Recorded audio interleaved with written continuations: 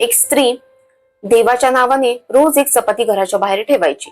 त्या चपातीला घ्यायला रोज एक वृद्ध व्यक्ती यायचा, पण आभार मानण्याच्या ऐवजी तो एक विचित्र गोष्ट बोलायचा, जे केलंय तेच तुझ्या जवळ परत येईल.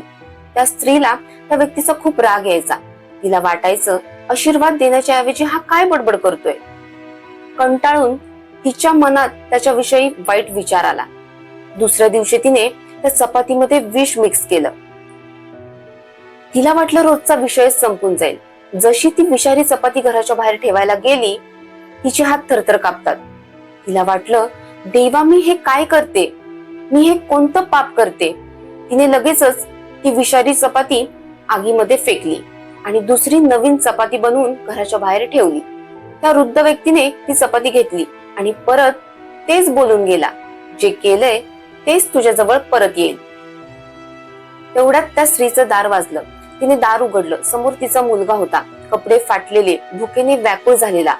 त्याने खाली पडून म्हटलं, आई, आज तर मी भुकेने मरूनच गेलो असतो, पण रस्त्यामध्ये देवाच्या रूपामध्ये आलेल्या त्या व्यक्तीने मला चपाती दिली आणि माझा जीव वाचला.